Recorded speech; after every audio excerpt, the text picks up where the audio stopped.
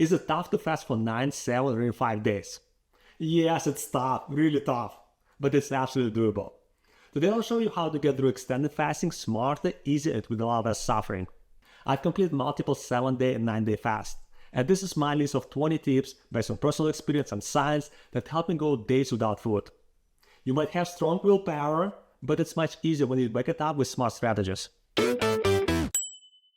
Before we even start fasting, there are a few critical steps to make your life way easier. First, stick to regular meal times in the weeks leading up to your fast. For example, if you have 3 meals a day, stick to specific times like 8 to 9 a.m., 12 to 1 p.m., and 5 to 6 p.m. When you do that, your body learns to expect food only during those windows, not constantly. You're training yourself to deal with hunger for 3 hours a day, not 24. I usually eat twice a day, around 10 to 11 a.m. and 4 to 5 p.m. So I only deal with hunger for 2 hours a day. That makes a huge difference. Next, cut out sugar and refined carbs at least a week, ideally 2 before a fast. If your body is used to blood sugar spikes, it will crave sweets once the fast begins.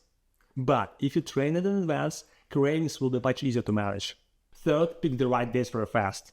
Here we have 2 things. Pick a quiet week. No big social events, no deadlines, no heavy emotional stress.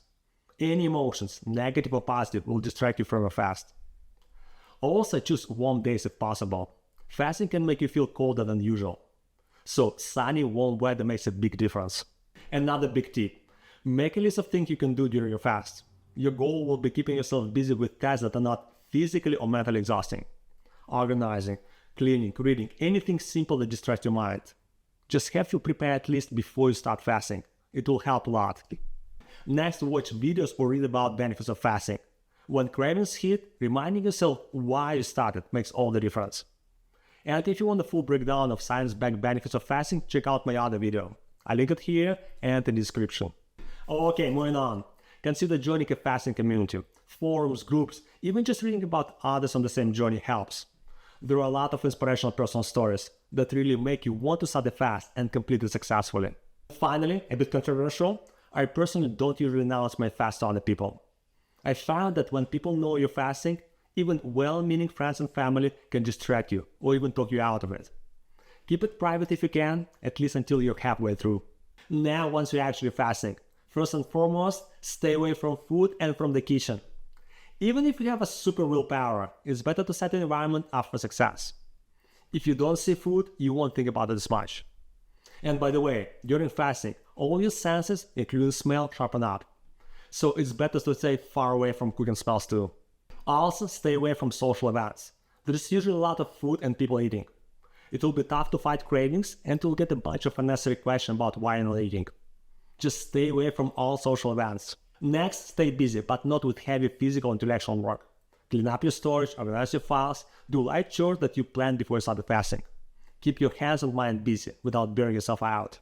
By the way, for some reason, during my fast, I have an obsessive urge to clean things up and throw unnecessary stuff out. I don't know if it's just me or it's a common thing. If you have obsession during your fast, please share them in the comments. I'd love to hear them. And another thing, I found that even playing games on the iPad is pretty helpful. The less idle time you have, the less you'll obsess about food. And related to the previous one, do some light workouts. Just a lighter version of what you normally do. Even a walk, a stretch, or a few bodyweight movements can help. Physical exercise shifts blood away from your digestive system into your muscles, which helps curb cravings. It also helps distract you from thinking about food. This one's a big one. Drink lots of water, especially warm or hot water with a pinch of salt, sea salt, and electrolytes. It will fill your stomach, makes you feel full, buys you time, and helps prevent dehydration. Another tip that works well, use coffee and tea strategically. Black coffee, green tea, herbal tea, all fine. Coffee and tea don't have calories, and don't break your fast. Just keep it plain, no sweeteners. They can help suppress hunger and keep you mentally sharp. Okay, one of my personal favorites. Take a hot bath, shower, or visit a sauna or steam room at your local gym. It relaxes your nervous system, warms you up, and makes you feel much better. Just remember, sweating means losing water and electrolytes. So, please make sure you replenish them. Another critical tip, try to stay emotionally neutral. Both positive and negative emotional spike can trigger cravings. Stay steady, calm, and detached. Think of yourself as being in airplane mode for a few days. Also be ready to rest when your body tells you. You're doing serious internal work, healing, recycling damaged cells, repairing tissues. You'll feel tired from time to time. So respect the process by slowing down when needed. Next, know your hard days. Usually people are excited on the first day because they're just starting, and on the last days when they're close to the finish line. Day 2 and 3 are usually the hardest. After day 3, it gets way easier as your body flips the metabolic switch to fat and ketone burning. Cravings drop significantly and mental clarity kicks in. And if you need a mental boost, I highly recommend learning about willpower. Maybe even watch a few videos of David Goggins. You'll quickly remember you're tougher and stronger than you think. Okay, moving on. Focus on what you're gaining, not what you're giving up. Think deep healing, fat burning, autophagy, insulin reset, not I can't eat pizza.